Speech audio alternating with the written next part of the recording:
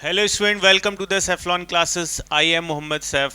तो बच्चों, जैसे स्टार्ट किया था हमने लास्ट टर्म पर 12th की फिजिक्स स्टार्ट की थी, तो उसी में जो है पहला जो लेक्चर था वो बेस था आपका कि what is the charge and properties of charge के बारे में हमने डिस्कशन किया था। आज हम बात करने वाले हैं किस तरीके से किसी भी बॉडी को चार्ज कर सकते हैं। मेथड ऑफ चार्जिंग की बात करेंगे। तो यहाँ पर 3 मेथड हैं चार्जिंग के। एक तो है बाई फ्रिक्शन, यानी कि आप एक बॉडी को दूसरी बॉडी पर रब करते हो तब बॉडी को चार्ज किया जा सकता है।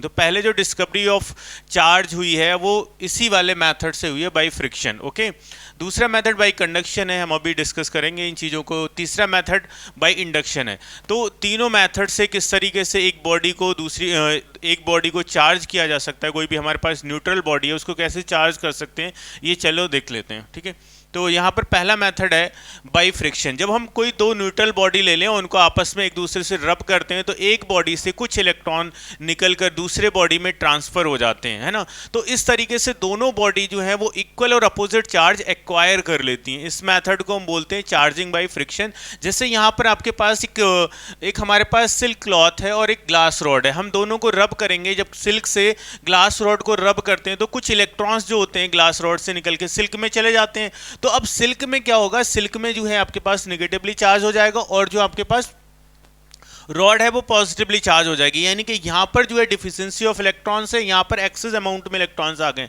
लेकिन याद रहे यहाँ पर दोनों पे जो चार्ज होगा उसकी जो वैल्यू होगी वो दोनों पे सेम होगी यहाँ पर। और ये जैसे हम आपके दिमाग में आ रहा होगा कोई क्वेश्चन कि किसी भी बॉडी को हम रब कर रहे हैं तो किस बॉडी से इलेक्ट्रॉन्स निकलेंगे, किस बॉडी में वो जाएंगे। तो ये डिपेंड करता है उनका जो है उनकी जो फिजिकल प्रॉपर्टी क्या है, यानी कि वर्क फंक्शन क्या है, वो डिपेंड करता है। आपके पास कोई मटेरियल है, कोई बॉडी है, उसका वर्क फंक्शन क्या है। दोनों बॉडी में जो आप एक दूसरे से रब कर रहे हो, जिसका भी वर्क फंक्शन कम होगा उससे इलेक्ट्रॉन निकलेंगे, उससे इलेक्ट्रॉन्स निकलेंगे और वो कैसी चार्ज हो जाएगी, वो पॉजिटिवली चार्ज हो जाएगी। वैसे जनरली क्या होता है बच्चों, ऐसे क्वेश्चंस कुछ 4-5 आपके पास ये दे रखा है डेटा, उसी में से जनरली पूछा जाता है क्वेश्चन कि अगर आप एबोनाइट और फर को रब कर रहे हो, कैट स्किन को रब कर रहे हो, तो किस पे कौन सा चार्ज आता है, वो मैं आपको यहाँ पर लिख देता हूँ ताकि आप उसको याद रखें। ठीक है, जैसे हमारे पास सबसे पहले तो यही है आपके पास, अगर मैं यहाँ पर इधर पॉजिटिवली चार्ज वाली बॉडी लिख देता हूँ, पॉजिटिव चार्ज कौन सा होगा अगर रब करेंगे, और किस पे निगेटिव चार्ज आएगा, निगेटिव चार्ज किस पे आएगा वो मैं इधर लिख देता हूँ। तो जैसे यहाँ पर पहला आप एग्जांपल देख रहे हो, ग्लास रॉड को और सिल्क से रब कर रहे हो, तो ग्लास रॉड कैसी हो जाएगी, पॉजिटिवली चार्ज हो जाएगी ग्लास रॉड, और यहाँ पर जो है निगेटिवली चार्ज कौन हो रहा है, सिल्क हो रहा है, तो ये इस पे आ जाएगा निगेटिव चार्ज। जैसे अगर हम फर को हम जो है रब करते हैं प्लास्टिक रॉड से, तो फर पे जो है पॉजिटिव चार्ज आ जाता है और जो प्लास्टिक रॉड होती है उस पे आ जाता है निगेटिव चार्ज। ओके, यहाँ पर सिमिलरली अगर हमारे पास जो है कैट स्किन है, कैट स्किन को इबोनाइट से रब करते हैं, इबोनाइट से रिप करते हैं, तो कैट स्किन से कुछ इलेक्ट्रॉन निकल के इबोनाइट रॉड में चले जाते हैं और जो कैट स्किन है वो पॉजिटिवली चार्ज हो जाती है और जो इबोनाइट है वो निगेटिवली चार्ज हो जाती है। इसी तरीके से जो हम करते हैं ड्राई हेयर से अगर कॉम्ब को रब करें, तो जो ड्राई हेयर है हमारे, ठीक है, वो कैसे हो जाएंगे, वो पॉजिटिवली चार्ज हो जाएंगे और हमारे पास जो कॉम्ब है वो हो जाएगा हमारे पास निगेटिवली चार्ज। तो यही आपको कुछ अलग से याद रखने की जरूरत नहीं है, आपको बस यही एग्जाम्पल याद रखना है। ठीक है, बाकी अगर कोई अलग से कोई क्वेश्चन आएगा तो वहां पर वर्क फंक्शन गिवन होगा, आप देख लीजिएगा किसका वर्क फंक्शन कम है, जिसका वर्क फंक्शन कम होगा उसी से इलेक्ट्रॉन जो है निकलेंगे और वो पॉजिटिवली चार्ज हो जाएगा। ओके, अब जैसे मैंने आपको बताया था कि अगर कोई भी बॉडी है, मतलब विदाउट चार्ज, मतलब अगर मास नहीं है किसी भी बॉडी के अंदर, विदाउट मास जो है वो चार्ज एग्जिस्ट नहीं करता है। मतलब जाहिर सी बात है एक बॉडी से दूसरे बॉडी में इलेक्ट्रॉन ट्रांसफर हो रहे हैं, तो जिस बॉडी से इलेक्ट्रॉन निकल रहे हैं उसका जो मास है वो थोड़ा डिक्रीज कर जाएगा, जिस बॉडी में इलेक्ट्रॉन्स जा रहे हैं उसका मास भी इंक्रीज कर जाएगा। ठीक है, तो यहाँ पर जो है यहाँ पर जो है ये वाले जो आपके पास दिख रहे हैं बेटा, इनका जो है मास क्या करेगा, डिक्रीज करेगा, मास डिक्रीजेस, क्योंकि यहां से क्या है बेटा, इलेक्ट्रॉन्स निकल रहे हैं। यहां पर क्या करेगा, यहां पर मास इंक्रीजेस, क्योंकि इलेक्ट्रॉन्स के अंदर मास होता है। यहां पर जिन पे नेगेटिव चार्ज आएगा, जिन बॉडीज पे नेगेटिव चार्ज आएगा उनका मास इंक्रीज करेगा और जिन बॉडी पे पॉजिटिव चार्ज आएगा उनका मास डिक्रीज करेगा। तो देखो इसी पे बेस्ड हम एक क्वेश्चन करने की कोशिश करते हैं। जैसे यहाँ पर एक क्वेश्चन दे रखा है, two neutral bodies of same mass are rubbed with each other, then 200 electrons are transfer from one body to another. तो उनमें बताना है what is the mass difference now, जब रब करने के बाद उनमें मास डिफरेंस कितना हो गया। देखो सपोज करिए हमारे पास दो बॉडी हैं जिनके मास सेम है बेटा, हमारे पास दो बॉडी हैं बेटा, एक ये है और एक ये है बॉडी हमारे पास, दोनों के मास हम मान लेते हैं m है, और ये दोनों बॉडी कैसी है, न्यूट्रल हैं, दोनों बॉडी क्या है, बोथ आर न्यूट्रल। अब क्या किया गया, एक दूसरे पर रब किया गया है ना, बिफोर रब करने से ये है, अब रब कर दिया तो मान लीजिए ये वाली बॉडी जो है वो पॉजिटिवली चार्ज हो गई, इस पे पॉजिटिव चार्ज आ गया, और ये बॉडी जो है वो आपकी निगेटिवली चार्ज आ गई, इस पे आपके इलेक्ट्रॉन्स आ गए। तो यहाँ से 200 इलेक्ट्रॉन्स जो है ट्रांसफर हुए हैं, यहाँ से आपके 200 इलेक्ट्रॉन्स जो हैं वो किस पे चले गए, निगेटिवली चार्ज बॉडी पे गए, तो इसका मास जो है 200 इलेक्ट्रॉन के बराबर कम हो गया, यानी कि इसका मास जो है वो m minus 200 into m e, मैंने लिख दिया एम ई जो है एक इलेक्ट्रॉन का मास है, इतना इसका कम हो गया, और इसका मास ऐड हो गया इसमें, यानी कि 200 इलेक्ट्रॉन इस पे आ गए, तो इस पे मास जो है 200 इलेक्ट्रॉन के मास के बराबर इसमें इंक्रीज कर गया। तो सपोज करिए जैसे ये इसका मास m1 हो गया है और इसका मास कितना हो गया बेटा, m2 हो गया है, ऐसे। तो हमें क्या निकालना था, हमें निकालना था difference of masses after charging the bodies, तो हमें क्या निकालना है, m2 माइनस m1 निकालना है। तो मास डिफरेंस कितना हो जाएगा, मास डिफरेंस ये हो जाएगा आपके पास del m is equal to m2 minus का m1। ओके, तो अब यहाँ पर रख दीजिए बेटा m1 की, m2 की वैल्यू कितनी है बेटा, m प्लस 200 me माइनस इसका कितना है, m माइनस 200 me। ओके, तो यहाँ से देखो ये m से m कैंसिल आउट हो जाएगा, ये माइनस से ये प्लस हो जाएगा, कितना बचेगा 400 me। यहाँ पर me की वैल्यू पुट कर दीजिए, 400 इंटू मास कितना है एक इलेक्ट्रॉन का, 9.1 into 10 to the power minus का 31 kg होता है। तो इसको मल्टीप्लाई कर दीजिए, 4 और 4 बन जाए कितना, 4 9 36।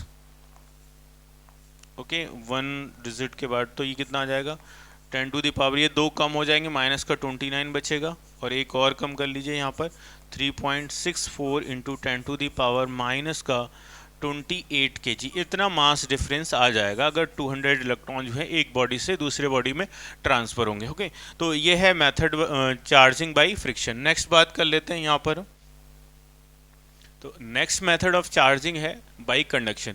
बाई कंडक्शन मेथड में क्या करते हैं हम, यहाँ पर एक चार्ज बॉडी को अगर दूसरी न्यूट्रल बॉडी के टच में कर दिया जाए तो क्या है, वो जो न्यूट्रल बॉडी है वो भी चार्ज हो जाती है। वो डिपेंड करेगा, अगर मान लीजिए आपने कुछ देर के लिए दोनों बॉडी को टच करा के रख दिया है, तो यहाँ पर दोनों बॉडी पे जो चार्ज होगा वो डिपेंड करेगा कि उनका कंस्ट्रक्शन कैसा है, उनका साइज कैसा है। ओके, जिससे मैं आपको बताऊँगा अभी कि अगर मान लीजिए स्फेयर है दोनों, तो उन पर जो चार्ज का डिस्ट्रीब्यूशन होता है उनके रेडियाई के प्रोपोर्शनल होता है।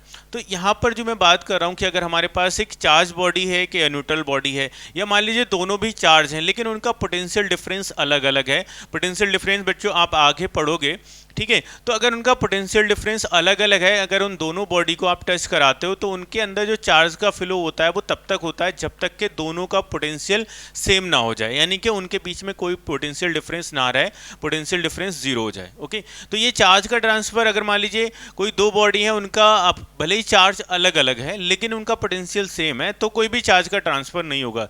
चार्ज का ट्रांसफर जो है वो डिपेंड करता है कि भाई उनका पोटेंशियल डिफरेंस क्या है। तो अगर मान लीजिए एक हमारे पास चार्ज बॉडी है, एक न्यूट्रल बॉडी है, दोनों को टच कराते हैं, दोनों कंडक्टिंग होनी चाहिए, है ना, तभी चार्ज का ट्रांसफर होगा। या आप किसी कंडक्टिंग वायर के थ्रू उनको भी चार्ज का ट्रांसफर कर सकते हो। जैसे हमारे पास कैसे करेंगे, देखो मान लीजिए देखो हमारे पास एक चार्ज बॉडी है बेटा, यहाँ पर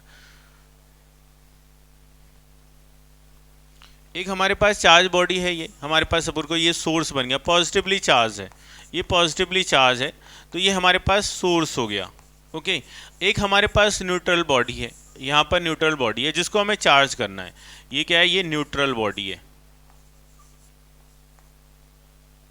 ये न्यूट्रल बॉडी है। तो अब हम क्या करना है, इसको चार्ज करना है, तो अब दोनों को टच करा देंगे, दोनों को टच करा दीजिए आप, या किसी वायर से कनेक्ट कर दीजिए, तो होगा क्या, देखो इस पे भी कुछ पॉजिटिव चार्ज रहेगा और ये भी कुछ पॉजिटिवली चार्ज हो जाएगी ये, ठीक है। अब जैसे मान लीजिए सपोज करो यहाँ पर कितने पॉजिटिव हैं, 1 2 3 4 5 6, 6 हैं, तो यहाँ पर जो है 7 हो गए हैं, तो यहाँ पर एक और बढ़ा देता हूँ, जैसे अब इसमें 4 रह गए, इसमें मतलब एक तरीके से प्रोटॉन के बराबर, इनके यहाँ पर 4 प्रोटॉन के बराबर 4 है, यहाँ पर 3 प्रोटॉन के बराबर चार्ज है। तो इस तरीके से अब ये बॉडी भी चार्ज हो गई। अब इन दोनों को सेपरेट कर दीजिए चाहे आप, ठीक है, अब ये अलग अलग कर दीजिए, तो ये वाली बॉडी भी चार्ज है ना, इसका कुछ चार्ज ट्रांसफर हो गया। अब ये वाली बॉडी जो न्यूट्रल थी पहले, अब ये कुछ चार्ज हो चुकी है। तो इस तरीके से जो है हम किसी भी कंडक्टिंग बॉडी को एक दूसरी जो चार्ज बॉडी है उसको उसके ऊपर टच कराकर हम उसको भी चार्ज कर सकते हैं। तो अब यहाँ पर एक चीज़ इंपॉर्टेंट वाली बात यह है कि जैसे हमारे पास अगर स्फेरिकल बॉडी है, हमारे पास स्फेरिकल बॉडी है, तो उस केस में जो चार्ज का ट्रांसफर होता है, तो ये चीज़ आप बेटा लिख भी लेंगे, इसको मैं हटा देता हूँ बेटा।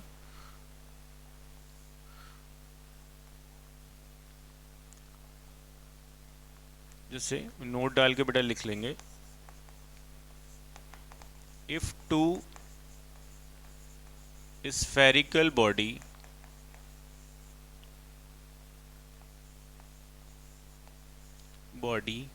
are touched, bodies are touched to each other,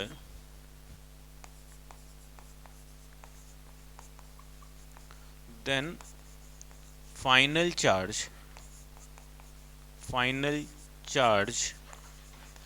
on the body, final charge on the body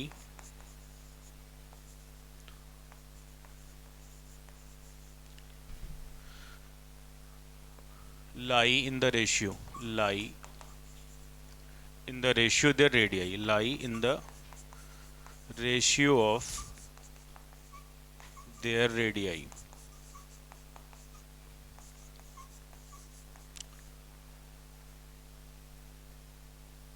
okay, जैसे हमारे पास पहली बॉडी पे अगर Q1 चार्ज आया, दूसरी बॉडी पे Q2 चार्ज आया, तो अगर पहली बॉडी की रेडियस R1 है, दूसरी की R2 है, तो जो रेशियो हो जाएगा वो आपका ये आ जाएगा। ओके, ये आपके पास दो बॉडी हैं इस तरीके से, इसकी जो रेडियस है वो R1 है और इसकी जो रेडियस R2 है, तो इनको जब आपस में आप कनेक्ट कर दोगे, ऐसे किसी वायर के थ्रू आपने कनेक्ट कर दिया, तो यहाँ पर फाइनल चार्ज Q1 आ गया है, यहाँ पर Q2 आ गया है, तो यहाँ पर जो है चार्ज का जो फाइनल डिस्ट्रीब्यूशन आफ्टर, जो मतलब दोनों के बीच में जो चार्ज का फ्लो है वो रुक जाएगा।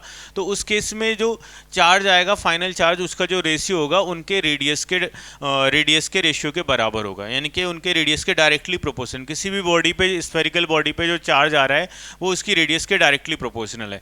तो इसी से रिलेटेड देखो हम कुछ क्वेश्चंस करते हैं इसी कॉन्सेप्ट पे बेस्ड। जैसे हमारे पास ये फर्स्ट क्वेश्चन है बेटा, फर्स्ट क्वेश्चन है, two isolated charge metallic spheres having radii 6 centimetre, 9 centimetre and ये वाला दूसरा क्वेश्चन है, ये वाला बेटा, हाँ ठीक है बेटा, यही वाला है। Two isolated charge metallic sphere having radii 6 centimetre and 9 centimetre and charge जो है उन पे कितना है, एक पे 120 माइक्रोकूलम है, दूसरे पे माइनस का 60 माइक्रोकूलम है। Okay, if they are put in contact then calculate final charge on the sphere. दो स्फेरिकल बॉडी है यहाँ पर, तो हमारे पास देखो टोटल चार्ज कितना है, यहाँ पर चार्ज कंजर्व रहता है, अगर दो बॉडी को आप टच कर रहे हो तो नेट चार्ज जो है वो क्या रहेगा, जो टोटल चार्ज है वही रहेगा। जैसे सपोज करो हमारे पास दो बॉडी है बेटा, ये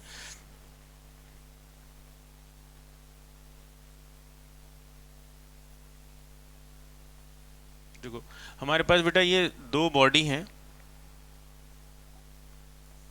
एक ये है, एक ये स्फेरिकल बॉडी है। ओके, तो यहाँ पर अभी जो चार्ज है बेटा, यहाँ पर ये Q1 जो है हमारे पास 120 माइक्रोकूलम है इस वाले पे, अभी ये फाइनल चार्ज नहीं है।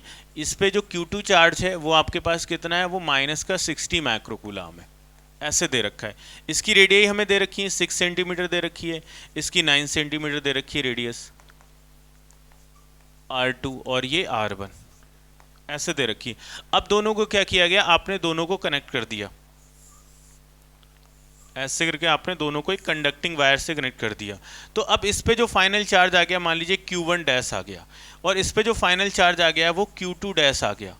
तो यहाँ पर जो पहले चार्ज है जितना है और वो बाद में चार्ज है वो दोनों सेम रहेगा। तो पहला तो यही है, by conservation of charge, by conservation of charge, क्या लिखोगे आप, Q1 डैश प्लस का Q2 dash is equal to Q1 plus Q2। अब यहाँ पर Q1 dash plus Q2 dash is equal to, Q1 की वैल्यू कितनी है बेटा 120 माइक्रोकूलाम है और ये माइनस का 60 माइक्रोकूलाम है, तो फाइनल कितना हो जाएगा बेटा माइनस का 60 माइक्रोकूलाम। ये चार्ज हो गया आपके पास नेट, सॉरी प्लस का, ठीक है प्लस का बचेगा क्योंकि प्लस का 120 ज़्यादा है, तो ये प्लस का 60 माइक्रोकूलाम चार्ज हो गया। अब ये चार्ज जो है पहली इक्वेशन तो आपके पास ये आ गई, Q1 डैश प्लस का Q2 dash is equal to हमारे पास आ गया 60 माइक्रोकूलाम, इसको इक्वेशन फर्स्ट बोल दीजिएगा।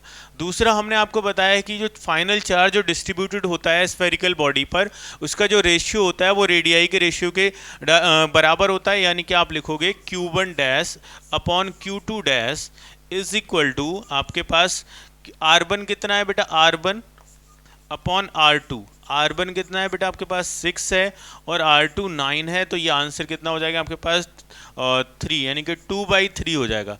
तो यहाँ पर जो चार्ज का डिस्ट्रीब्यूशन होगा उसका जो रेशियो होगा वो 2/3 रेशियो होगा, है ना। यानी कि इस पे जो है अगर मान लीजिए हमारे पास जो टोटल चार्ज जो है इतना दे रखा है 60 माइक्रोकूलम दे रखा है, तो इस पे इस चार्ज के 2 पार्ट, अगर इसके 2 3 5 पार्ट करें इसके, तो 2 पार्ट किस पे आएंगे Q1 डेक्स पे जाएंगे और 3 पार्ट किस पे जाएंगे Q2 डेक्स पे जाएंगे। तो यहाँ पर देखो कैसे निकालेंगे इस चीज़ के लिए, यहाँ पर देखो यहाँ पर आपके पास क्या है Q1 डैश, यानी कि रेशियो में Q1 डैश कितना आएगा बेटा, Q1 dash is equal to आ जाएगा आपके पास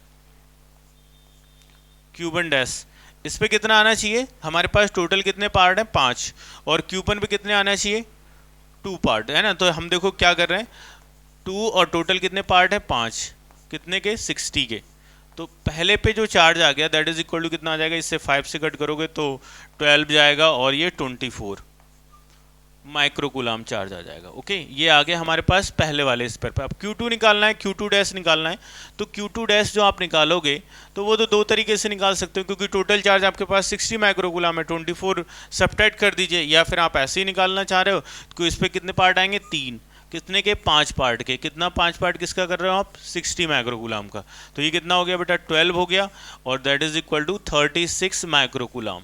तो फाइनल चार्ज जो हो जाएंगे बेटा दोनों स्पेयर्स पे, पहले पे जिसकी रेडियस कम है उस पर 24 माइक्रोकूलम आ जाएगा और जिसकी रेडियस ज़्यादा है उस पर 36 माइक्रोकूलम चार्ज आ जाएगा। ठीक है, तो इस तरीके से ये क्वेश्चन आप कर सकते हो। देखो नेक्स्ट क्वेश्चन पे बात कर लेते हैं, इसी तरीके का एक नेक्स्ट क्वेश्चन भी है हमारे पास। देखो यहाँ पर क्या बोला है इसने, हमारे पास जो है तीन स्पेयर्स हैं बेटा, 3 स्पेयर्स हैं जिनकी रेडियाई आपको गिवन है बेटा। हमारे पास 3 स्पेयर्स हैं यहाँ पर जिनकी रेडियाई जो है 1:2:3 के रेशियो में दे रखी है यहाँ पर, और जहाँ पर जो ए है हमारे पास, जो ए वाला है वो चार्ज है 120 माइक्रोकूलम। जो हमारे पास स्फीयर ए है उस पर जो चार्ज है टोटल कितना है वो 120 माइक्रोकूलम है, और बाकी अदर जो बी और सी आपके पास जो स्फीयर्स हैं वो न्यूट्रल हैं। ठीक है, तो यहाँ पर पूछ रहा है कि फाइनल चार्ज क्या होगा आफ्टर कंप्लीटिंग द प्रोसेस। कौन कौन सी प्रोसेस पहले क्या कर रहा है, आपके पास A is contacted with B। सबसे पहले इसने क्या किया, A को B से कॉन्टैक्ट किया है, फिर उनको सेपरेट कर दिया, यानी कि अब जो चार्ज का डिस्ट्रीब्यूशन इन दोनों के अंदर हुआ होगा। उसके बाद A को C के साथ कॉन्टैक्ट में लाया गया है, फिर इन दोनों में जो है चार्ज ए पे जो बचा होगा उसका डिस्ट्रीब्यूशन हुआ होगा। फिर फाइनली क्या कर रहा है, ए को दोबारा से बी पे बी के साथ कांटेक्ट में लाया गया है, तो पूछ रहा है फाइनल चार्ज अब कितना होगा जो तीनों स्पेयर्स हैं, ये बताना है। तो हम एक एक करके देखते हैं। जैसे सबसे पहले हम ए और बी को ले लेते हैं। स्टेप फर्स्ट में क्या करना है हमें, स्टेप फर्स्ट में ए और बी को ले लेते हैं। हमारे पास पहले देखो 3 स्पेयर्स हैं, इसको देख लेते हैं। हमारे पास ऐसे 3 स्पेयर्स हैं बेटा। ए वाला स्पेयर है ये B है और ये C है। A पे इनिशियली चार्ज कितना है QA, है ना। हम इसको QA इनिशियली कितना है, इस पे 120 माइक्रोकूलम है इनिशियली जो है। इस पे कितना है बेटा, QB इज इक्वल टू 0 है, QC इज इक्वल टू कितना है 0 है। ये इनिशियल जो क्वेश्चन में गिवन है। इसकी रेडियस कितनी है, रेशियो दे रखा है इनका 1:2:3 रेशियो दे रखा है यहाँ पर। ओके, तो अब यहाँ पर जो पहली प्रोसेस है, पहली प्रोसेस देख लीजिए। यहाँ पर जो पहली प्रोसेस है आपके पास, प्रोसेस ए में बात कर रहे हैं हम, ए प्रोसेस जो हो रही है, तो इसमें क्या किया गया, हमने ए को बी से कनेक्ट किया गया है। ये हमारे पास ए है और ये बी है, इनको आपस में कनेक्ट कर दिया गया, एक वायर के थ्रू कनेक्ट कर दिया गया। इस पे अब चार्ज, मान लीजिए यहाँ पर जो चार्ज हो गया है वो क्यू ए डैश हो गया है, यहाँ पर जो चार्ज हो गया है वो क्यू बी डैश हो गया है। ओके, ये चार्ज हो गया है। अब यहाँ पर इनिशियली जो चार्ज है क्यू ए क्यू बी, यानी कि बाई कंजर्वेशन ऑफ चार्ज आप करोगे, बाई कंजर्वेशन ऑफ चार्ज,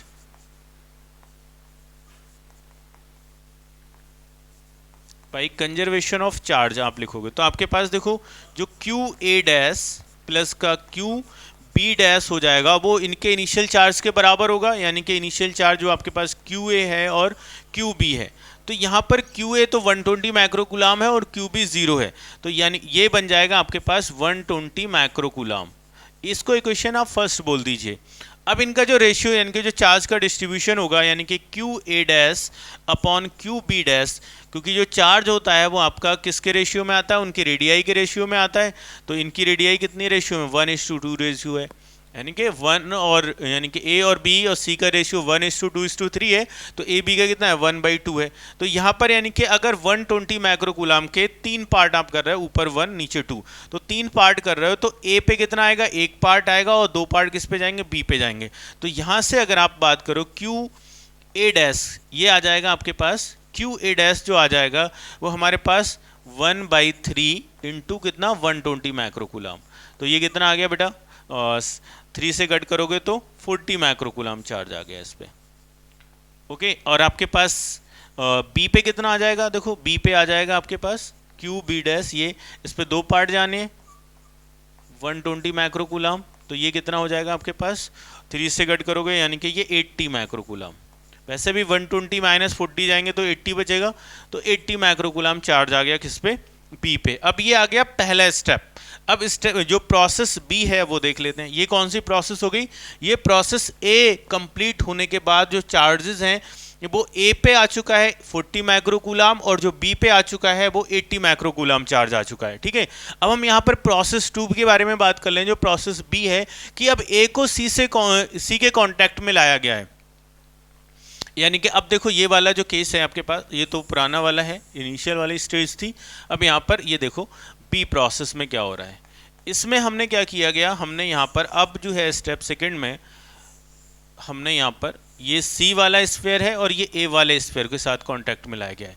तो इनिशियली अब यहाँ पर मान लीजिए इस पे जो चार्ज हो गया है, इस पे हो गया है क्यू ए डबल डैश, और इस पे जो चार्ज हो गया है सी पे चार्ज हो गया है, ये पहली बार आ रहा है, तो क्यू सी है ना, क्यू सी यहाँ पर डबल डैश ही बोल देते हैं एक साथ ही ताकि प्रोसेस का पता रहे, क्यू सी डबल डैश आ गया है। ओके, तो यहाँ पर जो आपके पास Q A double dash plus का क्यू सी डबल डैश, ये जो होगा वो ए पे कितना चार्ज था 40 माइक्रोकूलाम, प्लस का सी पे कितना चार्ज था 0, यानी कि ये किसके बराबर हो जाएगा 40 माइक्रोकूलाम के बराबर हो जाएगा। अब इनका जो ए और सी का जो रेडियस में रेशियो है वो 1:3 का है, यानी कि जो आपके पास Q A double dash divide by Q C double dash जो रेशियो होगा वो 1:3 का होगा। ओके, यानी कि अगर 4 पार्ट कर रहे हो आप इस 40 माइक्रोकूलाम के, तो एक पार्ट किस पे जाएगा, ए वाले पे जाएगा, और 3 पार्ट किस पे जाएंगे, सी पे जाएंगे। तो यहाँ पर देखो आपके पास कितना आ जाएगा, Q A double dash that is equal to हो जाएगा 1/4 into 40 is equal to 10 microcoulomb is equal to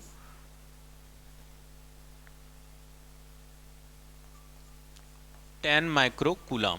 और इस पे कितना आ जाएगा, सी पे जो आ जाएगा Q dash double dash C is equal to आ जाएगा आपके पास, देखो हमारे पास कितना था 40 था, 10 ये आ गया तो कितना बचा 30 माइक्रोकूलाम, डायरेक्टली भी लिख सकते हैं ऐसे। तो ये आ गया जब प्रोसेस सेकंड हमारी स्टॉप हुई। उसके बाद क्या किया गया है, इसके बाद हमारी प्रोसेस सी है, इसके अंदर देखो क्या है सी में, अब सी में ए को अगेन कांटेक्ट किया गया बी पर। अब यहाँ पर ध्यान देखना, पहले क्या चीज़ है यहाँ पर देखो, पहले ये ऐसी कंडीशन है कि यहाँ पर ए पे कितना चार्ज है, इस वाली बी प्रोसेस के ख़त्म होने पर जो बी पे ए पे चार्ज है वो कितना है 10 माइक्रोकूलाम है, इस पे है 10 माइक्रोकूलाम, और उस पे कितना चार्ज है बी देखो यहाँ पर फर्स्ट प्रोसेस में टच किया गया था बी को, तो इस पे 80 माइक्रोकूलाम चार्ज था, 80 माइक्रोकूलाम चार्ज है इस पे, है ना। अब इनको क्या किया गया, अब इन दोनों को जो है टच कर दिया गया एक दूसरे से ऐसे करके। तो मान लीजिए इस पे जो है क्यू ए पे ट्रिपल डैश आ गया और बी पे जो है ट्रिपल डैश कर दिया हमने, क्यू बी ट्रिपल डैश ऐसे कर दिया गया। तो अब यहाँ पर जो आपके पास क्यू ए डैश, क्यू ए ट्रिपल डैश प्लस का Q B triple dash is equal to कितना आ जाएगा, इन दोनों का समेशन, यानी कि 10 और 80 कितना होता है 90 माइक्रोकूलम। यही तो हो जाएगा आपके पास 90 माइक्रोकूलम, इन दोनों का समेशन। ओके, अब यहाँ पर देखो ये जो चार्ज है वो किस रेशियो में आएगा, ए और बी का जो रेशियो है रेडियाई का वो कितना है 1:2 है, यानी कि Q A dash triple dash divide by Q B triple dash is equal to होगा कितना आपके पास R A upon R B, ये रेडियस के। ठीक है, तो यहाँ पर देखो इनका रेडियस जो है कितना है 1:2 है, 1:2 है।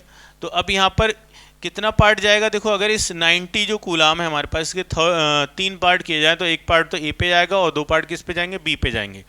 तो यहाँ से आपके पास देखो अगर आप निकालोगे q A triple dash is equal to हो जाएगा 1/3 इज इक्वल टू हो जाएगा 1/3 और कितना 90 का, तो ये आपके पास हो जाता है 30 microcoulomb, that is equal to कितना हो गया 30 माइक्रोकूलम हो गया। अब बचा कितना आपके पास 90 माइनस 30 60 कूलम, 60 माइक्रोकूलम बचा।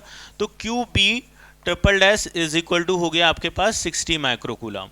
तो अब जो फाइनल चार्ज हो गए इस पे देखो, फाइनल चार्ज ए पे कितना हो गया है, फाइनल चार्ज 30 माइक्रोकूलम हो गया, बी पे फाइनल चार्ज कितना है 60 माइक्रोकूलम है और सी पे फाइनल चार्ज कितना है 30 माइक्रोकूलम है। तो ये फाइनल जो डिस्ट्रीब्यूशन हुआ चार्ज का वो इस तरीके से हुआ, देखो 30 30 60 120 हो रहा है, तो फाइनल चार्ज भी आपका कितना है 120 माइक्रोकूलम। तो एक बार मैं इसको और आपको एक्सप्लेन कर रहा हूँ बेटा, क्या करना है आपको, यहाँ पर जो चार्ज है आपको दे रखा है, ए पे दे रखा है चार्ज 120 माइक्रोकूलम, बी और सी जो है वो न्यूट्रल है। तो मैंने आपको बताया अगर स्फेरिकल हमारे पास बॉडी होती है तो चार्ज का जो डिस्ट्रीब्यूशन होता है, फाइनल डिस्ट्रीब्यूशन ऑफ चार्ज होता है, वो उनके रेडियाई के रेशियो में डिस्ट्रीब्यूटेड होता है।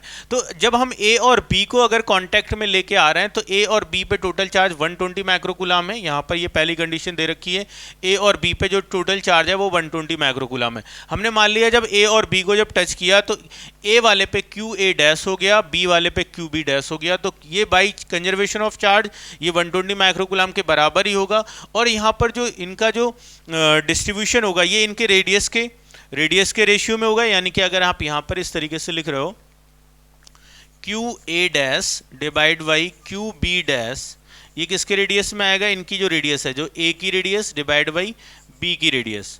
तो इनका जो रेशियो है वो 1:2 दे रखा है, तो यहाँ पर मैंने 1:2 लिख दिया।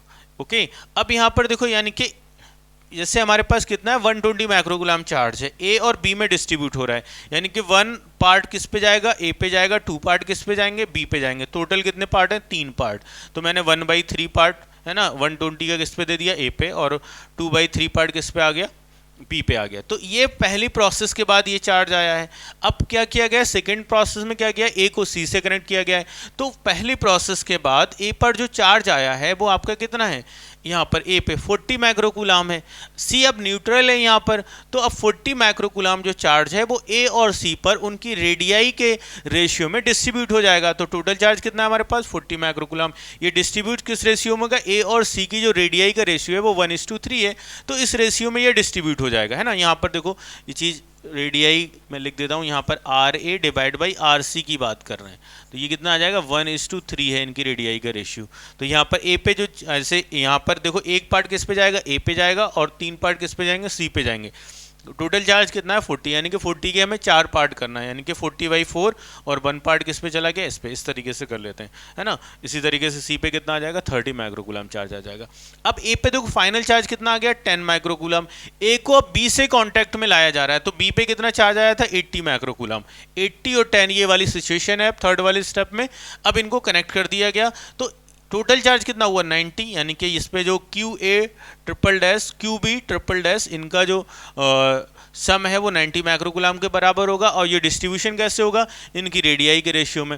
तो ए और बी की जो रेडियाई का रेशियो है वो 1:2 है, तो 1:2 के रेशियो में ये जो चार्ज है 90 वो आपका डिस्ट्रीब्यूट हो जाएगा। तो यानी कि जैसे 1/2 है, यानी कि 3 पार्ट करिए तो एक पार्ट किस पे जाएगा, ए पे जाएगा, 2 पार्ट किस पे जाएंगे, बी पे जाएंगे। ओके, तो टोटल हमारे पास कितने हैं, 3 पार्ट। तो 1/3 इंटू 90 ए पे पहुंच जाएगा, और जो बचा हुआ चार्ज है वो किस पे चला जाएगा, बी पे चला जाएगा। तो ये जो है आपका फाइनल जो चार्ज डिस्ट्रीब्यूशन हो जाएगा इन पे। तो फाइनल ए पे कितना आ रहा है आपके पास 30 माइक्रोकूलम, बी पे कितना आ रहा है 60 माइक्रोकूलम, सी पे कितना आ रहा है 30 माइक्रोकूलम। तो ये फाइनल चार्ज डिस्ट्रीब्यूशन हो जाएगा। ओके, चलिए नेक्स्ट बात कर लेते हैं। नेक्स्ट, ये तो हमारे दो मेथड हो चुके हैं, बाई फ्रिक्शन और बाई कंडक्शन, कैसे हम चार्ज कर देते हैं। अब थर्ड वाला जो मेथड है उसको भी देख लेते हैं। बाई इंडक्शन, देखो बाई इंडक्शन में क्या है, हम पहले स्टेप में क्या कर रहे थे, उसमें भी दो बॉडी कांटेक्ट में आ रही थी, रब कर रहे थे। और दूसरे वाले में क्या था, वहां पर कांटेक्ट में कंडक्टिंग बॉडी थी, एक दूसरे को कांटेक्ट में लेके आए, तो क्या किया गया, उन दोनों को जो है उन दोनों पे क्या चार्ज आ गया। अब यहाँ पर जो है, यहाँ पर हम बात कर रहे हैं कि हम एक बॉडी को एक चार्ज बॉडी के नियर तो लेके आते हैं, लेकिन ना तो उस पर टच कराते हैं ना उसके ऊपर रब करते हैं, तब उसको चार्ज करना है। तो ये जो मेथड है कि विदाउट टचिंग, जो आपके पास सोर्स वाली बॉडी है जिस पे चार्ज है, उसको विदाउट टचिंग करते हुए आप जो है एक बॉडी पे चार्ज का ट्रांसफर कर रहे हो, तो ये मेथड कहलाता है चार्जिंग बाई इंडक्शन। ठीक है, इसमें देखो जैसे कैसे करके चार्ज करते हैं। सपोज करो हमारे पास एक बॉडी है, ये देखो बेटा, हमारे पास जो है एक ये बॉडी है, यहाँ पर ये सोर्स बॉडी है हमारे पास, ये चार्ज है बेटा सपोज करो, या फिर इसको ऐसे ले लें,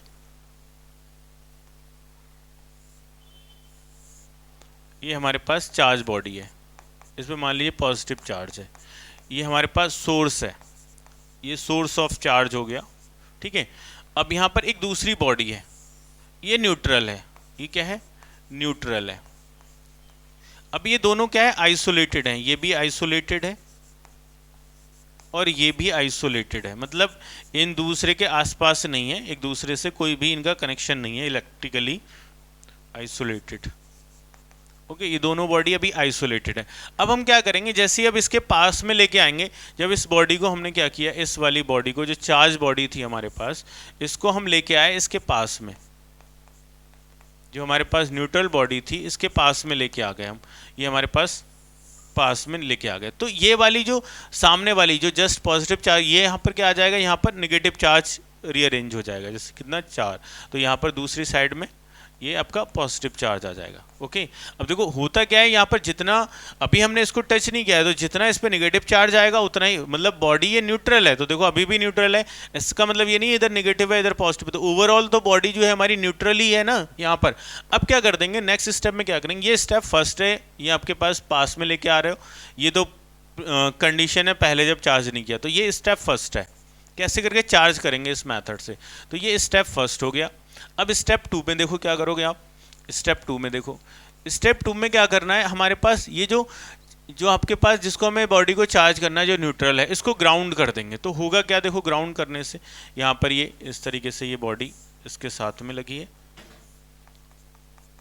positive positive positive positive positive positive positive. Okay, अब यहाँ पर जो है ये वाली जो बॉडी थी हमारे पास, ये इधर नेगेटिव चार्ज था, इधर ये नेगेटिव चार्ज था, और इधर क्या है, पॉजिटिव चार्ज है, ये पॉजिटिव चार्ज है। जब हमने इसको ग्राउंड में कर देंगे, ऐसे इसको ग्राउंडिंग कर देंगे, इसकी ग्राउंडिंग, तो ये वाला जो चार्ज है बेटा, ये वाला जो चार्ज है, ये वाला ये अर्थ में चला जाएगा, और ये बॉडी पे क्या आ जाएगा, ये नेगेटिव चार्ज आ जाएगा। अब फिर क्या करेंगे, देखो अब ये बॉडी पे जो है नेगेटिव चार्ज आ जाएगा, अब इसको हटा दीजिएगा, इसको हटा दीजिएगा, और ये कनेक्शन जो है आप खत्म कर दीजिएगा। पहले तो आप ऐसे लिख लीजिए, स्टेप थर्ड में देखो, स्टेप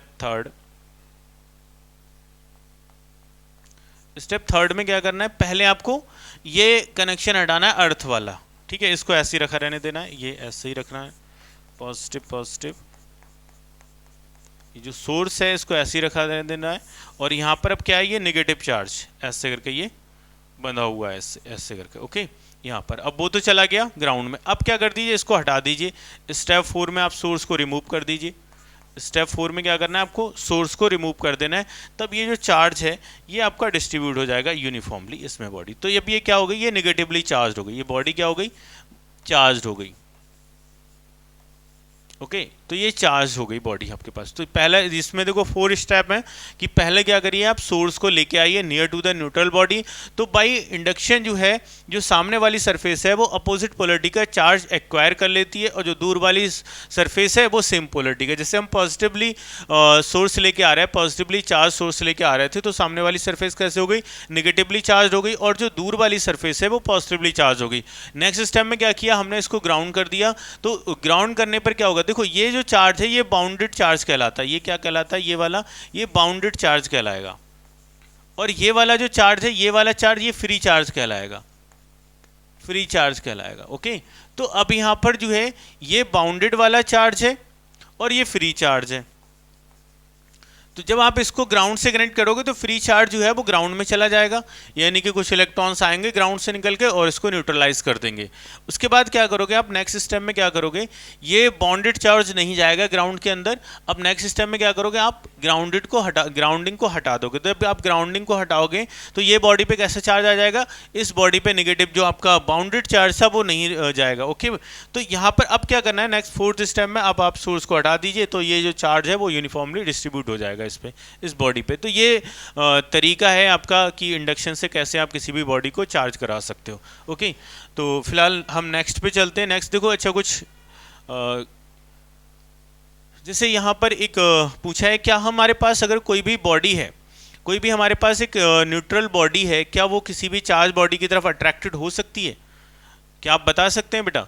कोई हमारे पास, जैसे हम बोलते हैं कि हम सेम टाइप के चार्ज जो होते हैं वो एक दूसरे को रिपेल करते हैं, और अनलाइक चार्ज जो होते हैं वो एक दूसरे को अट्रैक्ट करते हैं। तो क्या ऐसा पॉसिबल है कि हमारे पास एक चार्ज बॉडी हो वो न्यूट्रल बॉडी को अपनी तरफ अट्रैक्ट कर ले?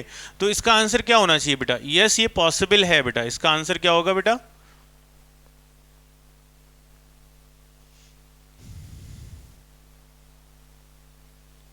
तो आंसर इसका बेटा क्या होना चाहिए?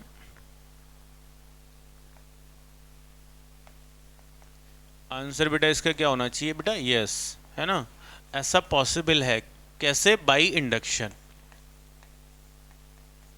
Yes by induction. कैसे करके देखो, अभी हमने देखा यहाँ पर हमारे पास सपोज करो ये सोर्स है बेटा, ये सोर्स है, ये पॉजिटिवली चार्ज है।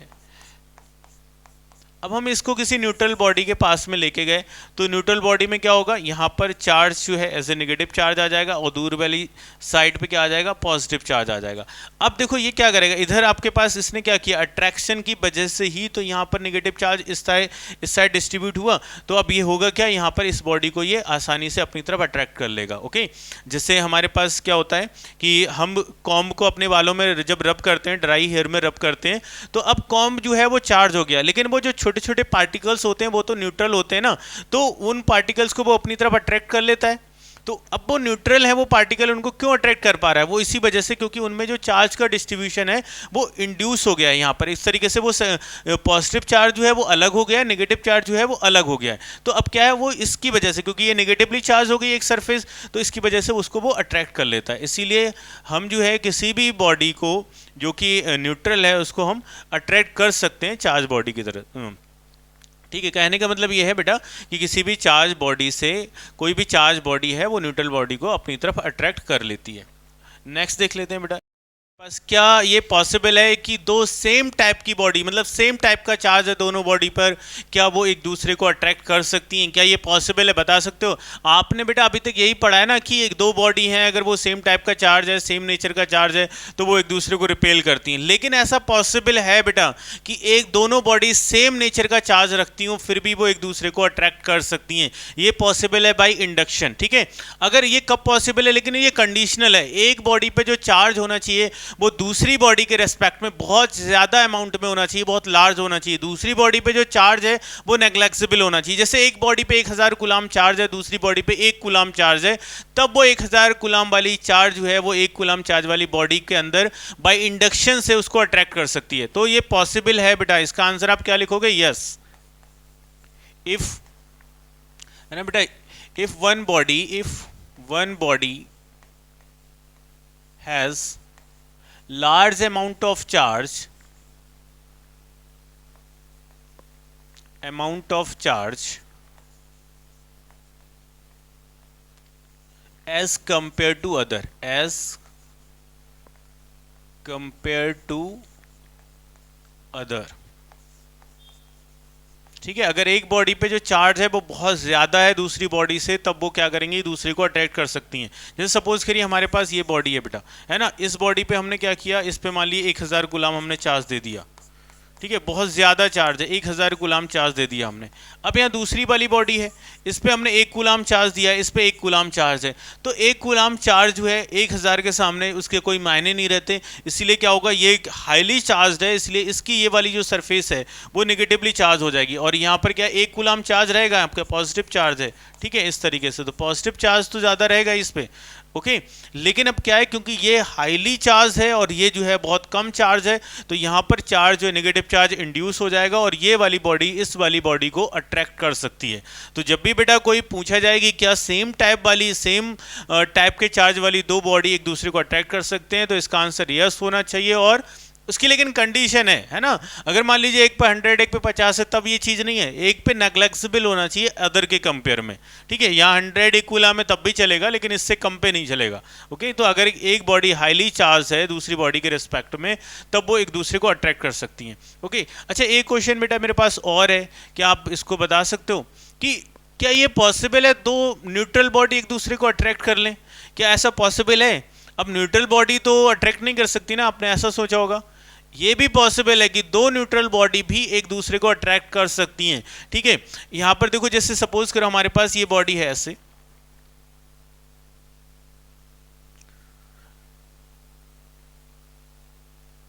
ओके ये है। ठीक है, तो बेटा यहां पर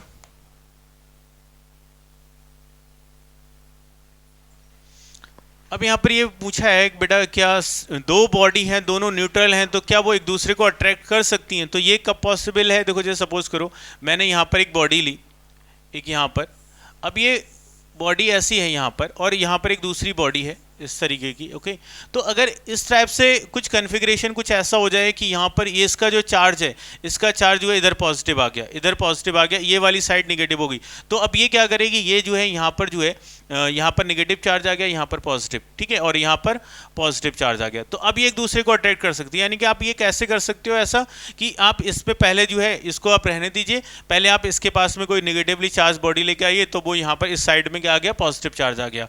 अब दूसरी वाली बॉडी को आप इधर रख लोगे, तो इसमें क्या होगा, बाई इंडक्शन से यह नेगेटिव चार्ज आएगा। अब ये क्या है, ये जो है आपके पास ये दो एक दूसरे को अट्रैक्ट कर लेंगे, क्योंकि इधर पॉजिटिव चार्ज है, इधर नेगेटिव चार्ज है।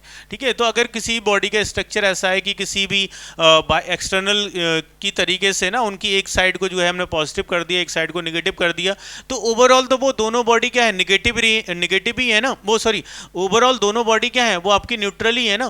तो अब दोनों बॉडी न्यूट्रल है, लेकिन उसका जो चार्ज का डिस्ट्रीब्यूशन है वो ऐसा हो गया कि इस साइड ये पॉजिटिव है, इस साइड नेगेटिव है, तब आप एक दूसरे को पास में लेके आओगे तो ये एक दूसरे को अट्रैक्ट कर लेंगे। ठीक है, तो इससे कंक्लूजन बेटा क्या निकलता है इन सारी चीज़ों से, जो हमने 3 एग्जाम्पल देखे थे कि एक न्यूट्रल बॉडी क्या चार्ज बॉडी की तरफ अट्रैक्ट की जा सकती है, या दो सेम पोलरिटी का चार्ज है दोनों बॉडी पे, क्या वो एक दूसरे को अट्रैक्ट कर सकती हैं, या दो न्यूट्रल बॉडी एक दूसरे को अट्रैक्ट कर सकती हैं। इसका कंक्लूजन क्या है, क्योंकि सब में तो आंसर यस है कि चाहे दो न्यूट्रल बॉडी है वो भी एक दूसरे को अट्रैक्ट कर सकती हैं, एक न्यूट्रल बॉडी है दूसरी आपकी चार्ज बॉडी है तब भी वो अट्रैक्ट, उनके बीच में अट्रैक्शन हो सकता है, या दोनों बॉडी सेम टाइप का चार्ज रखती हैं तब भी उनके बीच में अट्रैक्शन हो सकता है। तो अब यहाँ पर हमने ये चीज़ देख लिया, तो इससे कंक्लूजन क्या निकला बेटा, यहाँ से देखो कंक्लूजन ये निकला कि जो आपके पास अगर आपको ये देखना है, जो चेक करना है कि कोई भी बॉडी जो है मतलब उस पर चार्ज है नहीं है, तो चार्ज तो आप उसको जो है इस तरीके से नहीं, अट्रैक्शन के थ्रू आप उसको नहीं बता सकते कि कोई भी बॉडी अट्रैक्ट हो रही है तो आप उस पर चार्ज है या नहीं, इस तरीके से नहीं कह सकते। तो जो आपके पास रियल टेस्ट है ऑफ इलेक्ट्रिफिकेशन वो रिपल्सन है, ना कि अट्रैक्शन, क्योंकि अट्रैक्ट तो न्यूट्रल बॉडी भी हो रही है, अट्रैक्ट तो सेम टाइप का चार्ज है एक बॉडी पे वो भी अट्रैक्ट हो रही है, दो बॉडी न्यूट्रल है तब भी वो अट्रैक्ट हो रही है एक दूसरे पे, है ना। तो इसका मतलब ये हुआ कि जो अगर आपको किसी भी इलेक्ट्रिफिकेशन का टेस्ट करना है तो real test of electrification is repulsion not attraction. ठीक है, क्यों, ये हमने लास्ट के जो 3 एग्जाम्पल आपके साथ डिस्कस किए थे उनके अकॉर्डिंग आप समझ सकते हैं कि क्यों हमने अट्रैक्शन को जो है रियल टेस्ट ऑफ इलेक्ट्रिफिकेशन नहीं रखा है। क्योंकि न्यूट्रल बॉडी है, आप तो बोल रहे हो चार्ज है उस पर इसलिए वो अट्रैक्ट हो रही है, जबकि न्यूट्रल बॉडी भी अट्रैक्ट हो रही है। तो रियल टेस्ट जो ऑफ इलेक्ट्रिफिकेशन का है वो है बेटा रिपल्सन। ठीक है, तो बेटा यही आज का लेक्चर बस यहीं समाप्त करते हैं। Thank you.